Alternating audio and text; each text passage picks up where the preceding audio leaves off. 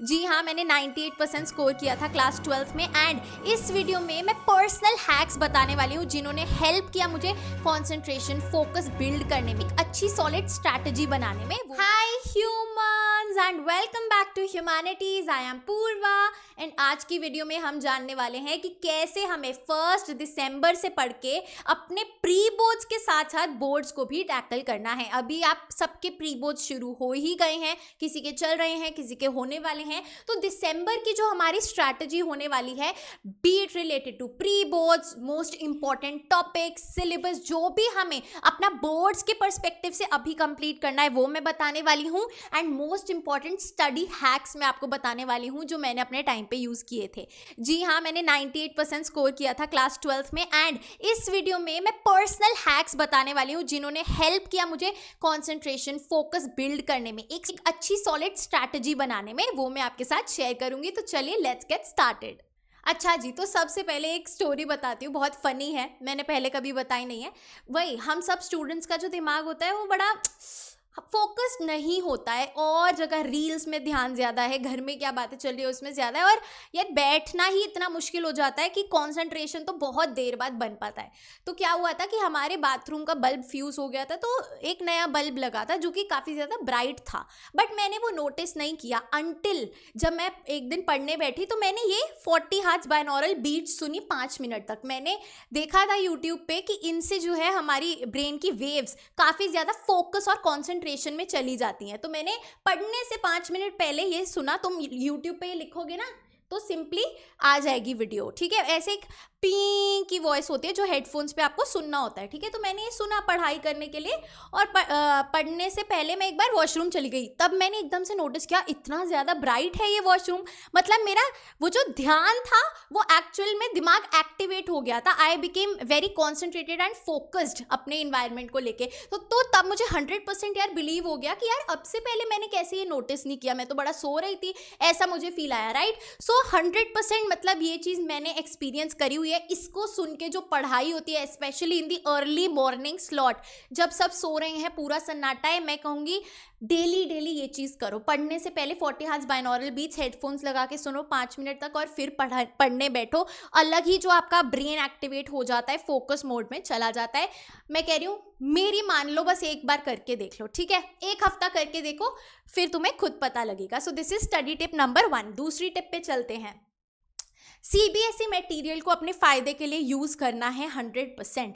बिल्कुल भी मिस नहीं करना जो मैं ये 2 चीज़ें बता रही हूँ। तो use CBSE material to your advantage. सबसे पहला हेल्पफुल मटेरियल क्या है? आपका सैम्पल क्वेश्चन पेपर। अब हम बच्चे क्या सोचते हैं कि सैम्पल क्वेश्चन पेपर में जो क्वेश्चन आ गया वो तो ऑब्वियसली वो मेन पेपर में देंगे ही नहीं। जी नहीं, ऐसा नहीं होता। पिछले कुछ सालों में ही रिपीटेडली सेम क्वेश्चन बस अलग लैंग्वेज में उठ के आ गया जो आपको सैम्पल क्वेश्चन पेपर में दिया गया था। सैम्पल क्वेश्चन पेपर अपने एग्जाम से पहले 100% पूरा सॉल्व करके जाना, पूरा का पूरा, बहुत हेल्प होने वाली है, बिल्कुल मिस मत करना, ठीक है। और दूसरी चीज़ होती है टॉपर्स आंसर शीट। सीबीएसई ने अपनी वेबसाइट पे टॉपर्स आंसर शीट प्रोवाइड करी हुई है, जिससे आपको देखने को मिलता है कि यार जो टॉपर्स हैं वो कैसे आंसर लिखते हैं। तो आप कंपैरिजन कर पाओगे कि आप कहाँ पे पीछे छूट रहे हो, राइट, कि आप कहाँ पे मिस्टेक्स कर रहे हो। Simply CBSE toppers answer sheet लिखो क्लास 12 और वो वेबसाइट पे आपको सब्जेक्ट वाइज मिल जाएगी। एक बार take a look and then आप अपनी प्रेजेंटेशन इंप्रूव करो, ठीक है। 100% वैल्यू आपको आज मैं इस वीडियो में देने वाली हूँ। आई एम प्रिटी श्योर कई बार हम ये चेकलिस्ट भूल जाते हैं। तीसरी चीज़ है पास्ट ईयर क्वेश्चंस। पहले भी पूरे साल मैंने आपको बोला है कि ओसवाल के पास्ट ईयर क्वेश्चंस ले लो, क्योंकि 10 ईयर्स की जो है हमारी ऑल इन वन बुक दे दी गई है ओसवाल ने, राइट। तो अब PYQs जिसने नहीं करे हैं 100% कर लो। रिपीटेड क्वेश्चंस यहीं से उठ के आते हैं। जब सिलेबस सेम है तो क्वेश्चन अलग कहाँ से बनेंगे। टाइप ऑफ क्वेश्चंस आपको समझ में आता है, किस टाइप के क्वेश्चन पूछे जाते हैं, पेपर का लेवल समझ में आता है, आप घबराते नहीं हो। फिर ऑन द स्पॉट एक ईज हो जाती है प्रॉब्लम सॉल्विंग में कि यार मैंने पहले ये सॉल्व कर रखा है, मैंने PYQs लगाए हुए हैं, सैम्पल क्वेश्चन पेपर्स लगाए हुए हैं, राइट। और PYQs की बुक तो सबने ले ही ली होगी, क्योंकि उसमें सारे 2013 से 2025 तक के PYQs थे। अब ओसवाल ने एक हमारी ऑल सब्जेक्ट्स की 20 कंबाइंड सैम्पल क्वेश्चन पेपर्स की बुक रिलीज कर दी है फॉर ह्यूमैनिटी ह्यूमैनिटी स्ट्रीम, हर एक स्ट्रीम में है ये, राइट। तो ये वाली ले लो जिसने अभी तक इंडिविजुअल जो सब्जेक्ट्स की नहीं ली है, राइट। तो इसमें आपको English, history, geography, pol science, sociology और साइकोलॉजी सबके combined sample question papers given है।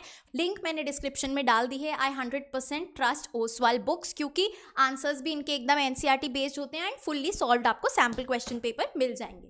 परफेक्ट। तो अभी तक हमने कौन सी 3 चीज़ें देखी कि भाई पढ़ने से पहले हमें बाइनॉरल बीट्स सुननी है।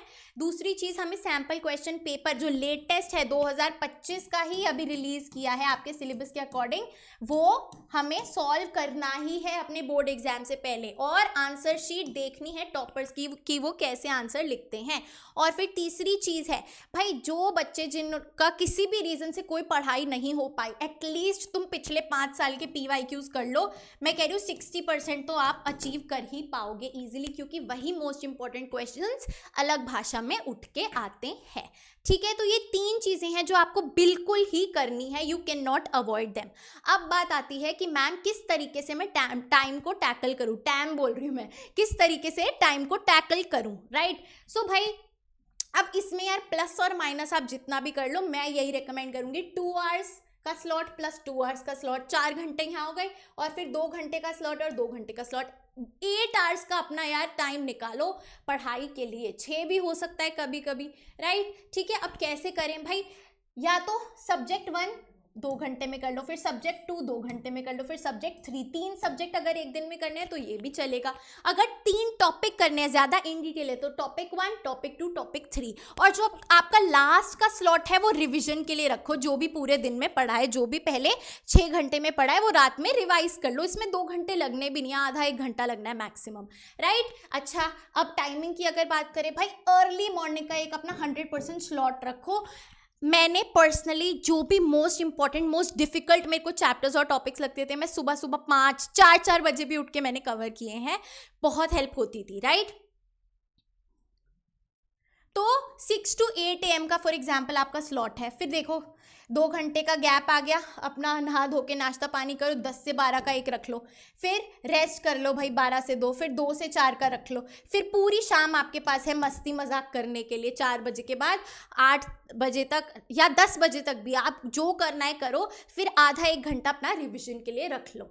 ठीक है, देखने में बोलने में 8 घंटे ज़्यादा लगता है, लेकिन जो पढ़ने वाला बच्चा जब बैठता है उसको पता भी नहीं लगता 2 घंटे कहाँ जाते हैं। परफेक्ट। तो अब ये भी टेंशन नहीं है कैसे हम अपना टाइम मैनेजमेंट करने वाले हैं।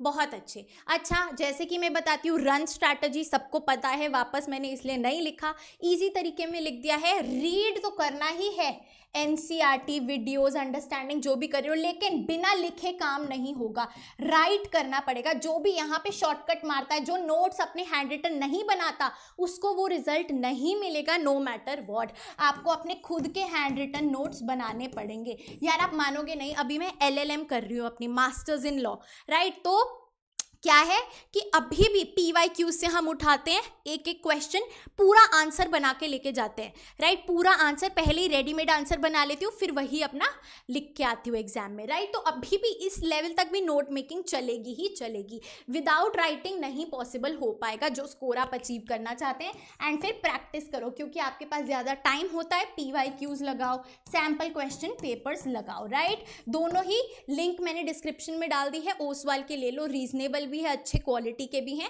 और सब कुछ आपको एक जगह इंटैक्ट मिल भी जाएगा।